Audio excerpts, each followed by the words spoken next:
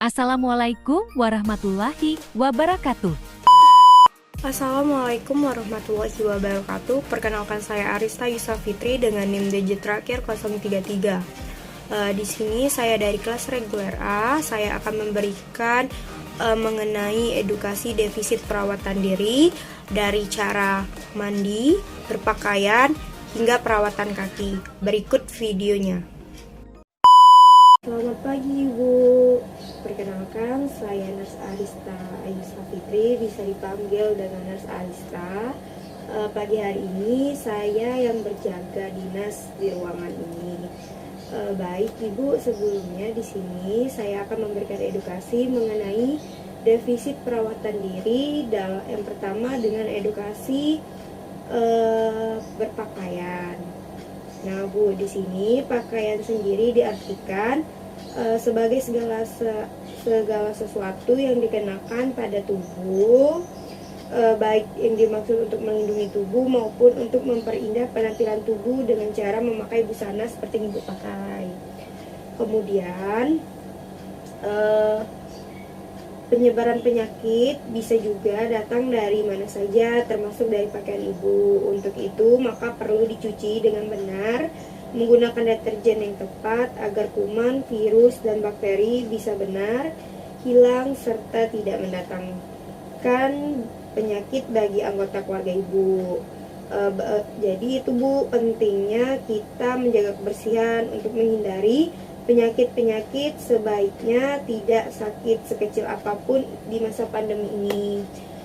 Namanya lagi zaman COVID ya Bu, jadi kita harus tetap berpawas diri kita, mulai dari cuci tangan, mengganti pakaian, menjaga jarak, menggunakan masker. Kemudian Bu, kebersihan pakaian juga harus menjadi salah satu perhatian utama, karena pakaian begitu melekat pada tubuh kita dan sangat dekat dengan kita, jadi penyakit lebih gampang untuk masuk ke tubuh kita. Kemudian tujuan dari berpakaian secara biologis, pakaian mempunyai fungsi untuk melindungi tubuh Ibu dari cuaca yang panas, debu, matahari, hujan. Nah, atau melindungi kulit Ibu dari benda-benda yang tiba-tiba atau kena kotoran. Jadi kulit Ibu itu tuh bisa terhindar gitu Bu. Kemudian ada cara dan aturan dalam berpakaian, yaitu sesuai dengan tujuan, kondisi lingkungan, terus ada etikanya, kita bisa tampak rapi, bersih, sehat. Coba kalau misalnya Ibu tidak menggunakan pakaian, kan pasti nggak enak dilihat orang. Ibu aja kalau misalnya keluar itu nggak pakai baju, pasti ditanya kenapa, ada apa gitu. Kemudian tidak melanggar hukum negara dan hukum agama, karena di agama sendiri itu berpakaian itu salah satu wajib. Kemudian di negara berpakaian itu juga hukumnya juga diwajibkan ya Bu. Nah, kemudian manfaat dari Ibu berpakaian yaitu melindungi bagian tubuh yang tidak pernah terlihat. Pakaian bertindak sebagai pelindung dari unsur-unsur yang merusak, termasuk hujan. Kalau di luar negeri itu ada salju Bu. Di luar negeri ada salju itu sampai pakai berpakaian berlipat-lipat ya Bu, karena dingin. Melindungi kondisi kita di cuaca serta dari matahari. Pakaian juga mengurangi tingkat resiko selama kegiatan seperti bekerja atau berolahraga. Jadi berpakaian itu sangat penting Ibu. Tapi berpakaian juga kita harus juga dibersihkan, karena pakaian kan dekat sama tubuh kita. Jadi bakteri itu kan sebelum masuk ke tubuh kita dihalang oleh pakaian kita, dihalang. Jadi kalau misalnya kita udah dari luar, kita boleh untuk mencuci pakaian kita ganti dengan yang sudah bersih. Jadi itu saja Ibu edukasi berpakaian defisit diri yang saya dapat berikan. Kalau nanti ada pertanyaan, Ibu bisa memencet belnya Bu ya. Saya izin keluar dulu ya Bu untuk mengecek kamar berikutnya. Nanti Ibu bisa kabarin ya. Baik, terima kasih Bu. Selamat pagi Bu. Bagaimana Bu kabarnya hari ini? Apakah sehat? Alhamdulillah baik Ibu. Perkenalkan Bu, saya Nurse Arista Yusafitri. Ibu bisa memanggil saya Nurse Arista. Nah, kata Ibu tadi kan Ibu belum mandi. Nah, pas banget nih. Tujuan nurse datang ke sini, saya akan memberikan edukasi defisit perawatan diri, yaitu edukasi mandi kepada Ibu. Ibu juga belum mandi kan Bu? Oke baik. Di sini Bu, mandi sendiri adalah aktivitas membasuh tubuh dengan cairan. Biasanya menggunakan air, larutan encer, atau dengan merendam tubuh dalam air. Aktivitas ini dapat dilakukan untuk tujuan kebersihan pribadi Ibu, ritual keagamaan, atau tujuan tanda petik. Mandi sendiri itu Bu, ya suatu kegiatan yang dilakukan untuk memenuhi kebutuhan personal hygiene dengan memandikan Ibu. Kemudian kalau untuk kapan sih waktu mandi yang baik? Nah, di sini mandi sendiri itu disarankan untuk dilakukan setidaknya 2 kali sehari. Waktu yang paling ideal itu mandi di pagi dan di sore hari Bu. Nah, Ibu kalau boleh tahu Ibu mandi itu sehari berapa kali Bu? Apa? Sehari sampai tidak sama sekali. Nah Bu, nanti jangan lagi ya Bu, kalau kita udah tahu mandi itu sehari 2 kali Bu, pagi sama siang, karena aktivitas kita itu udah berbeda-beda gitu Bu. Oke, oh ya baik Ibu. Kemudian tujuan mandi itu apa sih Bu? Nah Ibu pasti bingung dong kalau Ibu belum Ibu mandinya cuma 1 kali bahkan tidak pernah. Kemudian Ibu pasti tidak tahu tujuan mandi itu apa. Kalau Ibu tahu pasti Ibu bakal sering deh mandi. Saya deh sama saya, karena saya juga dulu gitu. Iya Bu. Nah, mandi sendiri itu tuh Bu ya, bukan Ibu jangan nganggapnya bukan rutinitas Bu agar tubuh wangi dan bersih, tapi mandi sendiri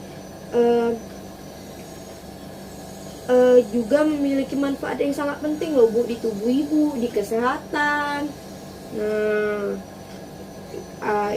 Ibu mau tahu kan tuh itunya. Nah, di sini mandi sendiri itu tuh membantu kita terhindar dari iritasi peradangan dan luka akibat penumpukan sel kulit mati. Bahkan kalau misalnya kita itu jarang mandi, kita bisa panuan, kulit kita gatal, kan itu nantinya berdampak sama kulit Ibu. Jadi kita itu harus tetap mandi ya Bu. Kemudian manfaat mandi sendiri itu menurut di agama Islam wajib hukumnya Bu, karena setiap muslim dianjurkan untuk menjaga tubuh tetap bersih. Mandi juga tidak hanya berfungsi untuk membersihkan tubuh dari kotoran, namun juga menyegarkan tubuh setelah seharian beraktivitas. Bahkan ketika kita beribadah dianjurkan untuk mandi terlebih dahulu. Nah, banyak sih orang yang kalau misalnya habis dari luar itu nggak mau mandi, sedangkan Bu kita kan zaman COVID sekarang tuh kan virus banyak nempel di tubuh. Nah, makanya kita dari luar itu langsung mandi biar virus tidak menyebar ke dalam tubuh kita dan kita nggak menularin penyakit ke orang terdekat kita.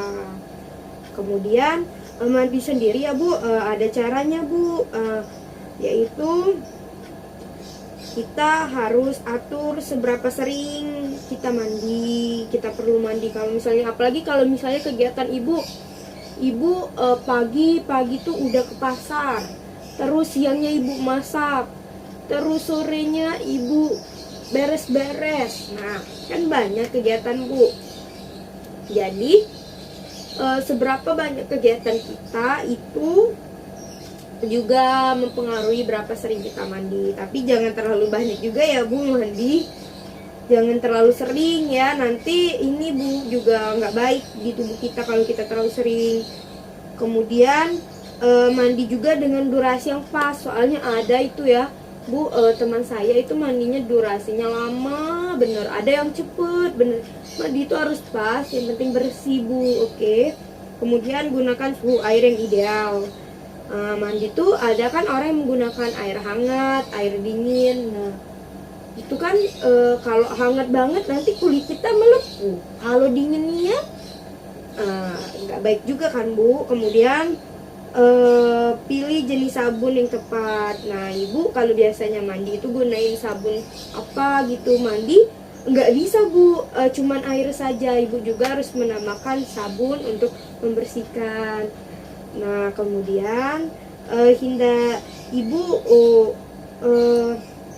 mandi itu mulai dari rambut sampai ujung kaki ya Bu. Jangan mandi cuma basah rambut doang, tangannya nggak dibasahin gitu Bu. Kemudian nah, sudah mandi, Ibu keringkan tubuh Ibu, jangan sampai basah, nanti Ibu bisa masuk angin. Baik, jadi Ibu nanti bagaimana, apakah masih males mandi? Sekarang kan Ibu udah tahu tujuan, manfaat, kan, caranya. Jadi nanti Ibu boleh Ibu praktekkan ya Bu. Nanti kan Ibu bentar lagi mau jadwal mandi juga nih. Nah, nanti Ibu mulai praktekkan ya Bu. Iya, baik. Baik Bu, sebelumnya saya izin ya Bu. Nanti kalau misalnya sore nanti mungkin sekitar jam 3 nanti saya kesini lagi ya Bu. Nanti kalau Ibu ada perlu sesuatu Ibu bisa mencet belnya ya Bu. Saya izin ya Bu. Terima kasih Ibu. Selamat pagi Bu. Bagaimana Bu kabarnya? Baik. Baik Ibu, perkenalkan nama saya itu Nurse Arista Ayusa Fitri. Ibu bisa memanggil saya Nurse Arista. Ya, bagaimana Bu kabarnya? Sehat kan Bu? Oke, sehat. Baik Ibu, di sini saya akan melakukan defisit perawatan diri, memberikan edukasi kepada Ibu mengenai perawatan kaki. Gimana Bu kakinya? Apa masih ini kan? Karena kan Ibu memiliki gejala DM. Nah, biasanya itu perawatan kaki itu tuh mayoritas untuk mencegah terjadinya penderita DM. Nah, perawat kaki sendiri merupakan suatu upaya dalam pencegahan terjadinya komplikasi kronik Bu pada penderita DM seperti yang Ibu alami. Kemudian perawatan kaki merupakan sebagian upaya pencegahan primer pada pengolahan kaki diabetik yang bertujuan untuk mencegah terjadinya luka. Perawatan kaki dengan metode moisture blends ini dikenal dengan modern dressing. Ya Ibu. Nah Bu, di sini kan Ibu udah saya kasih tahu tuh Bu penjelasannya. Pasti setiap hal itu ada tujuan kan Bu. Nah, di sini tujuan perawatan kaki sendiri yaitu dilakukan untuk mencegah terjadinya komplikasi kronik yaitu neuropatin diabetik atau kematian pada saraf kaki sehingga menyebabkan terjadinya ulkus. Jadi kalau misalnya kaki Ibu itu nggak dirawat, nanti sel saraf kaki Ibu itu tuh mati Bu. Jadi kaki Ibu nanti bisa sampai diamputasi Bu. Makanya Ibu harus menjaga ya Bu. Nah, pasti Ibu bingung dong untuk menjaga sendiri, cara-caranya tuh gimana. Nah, di sini saya akan memberitahu Ibu.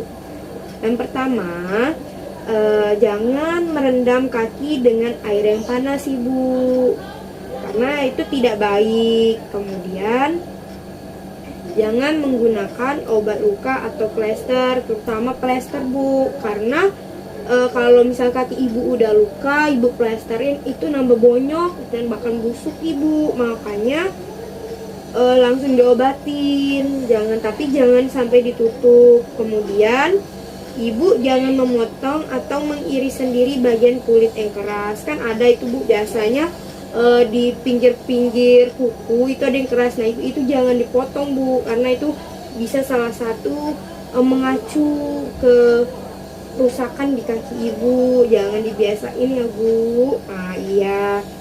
Kemudian jangan Abaikan luka sekecil apapun pada kaki. Kadang kan biasanya ibu ada tuh misalnya kayak roges-rogesan di sela-sela kuku. Nah itu tuh kalau bisa jangan sampai ada gitu Bu, karena itu tuh nanti akan menyebabkan luka. Dari luka kecil itu nanti merobek ke luka menjadi yang besar. Kemudian jangan berjalan tanpa menggunakan alas kaki, karena kalau misalnya ibu berjalan tanpa menggunakan alas kaki, resiko terjadinya luka pada kaki ibu sangat besar karena tidak ada alasnya. Kemudian jangan biarkan kaki kering dan pecah-pecah. Nah nanti kalau misalnya kaki ibu kering atau pecah-pecah, itu gunakan krim gitu Bu, hand body untuk di kakinya sendiri. Kemudian jangan memotong kuku jari kaki terlalu pendek atau terlalu dalam ya Bu, karena kebiasaan itu seseorang kalau memotong kuku itu motongnya dalaman, bahkan itu bisa menyebabkan rentan luka itu Bu. Kemudian melakukan perawatan kaki ini enggak hanya membuat kulit kaki menjadi cantik, tetapi juga ada manfaat lainnya, yaitu mengatasi tumit pecah-pecah, membuat kulit kaki menjadi lebih lembut, menenangkan otot kaki, dan bisa melembabkan kaki. Jadi banyak sekali Bu manfaatnya. Jadi ibu mulai dari sekarang jangan lupa untuk dirawat kakinya, dibersihkan ya Bu. Kalau ibu sudah tahu, baik ibu, itu saja dapat saya sampaikan. Kalau misalnya ada yang ingin ibu tanyakan, ibu bisa pencet belnya, nanti saya kesini lagi ya Bu untuk memeriksa ibu. Baik ibu, sebelum saya pamit, terima kasih sebelumnya ibu.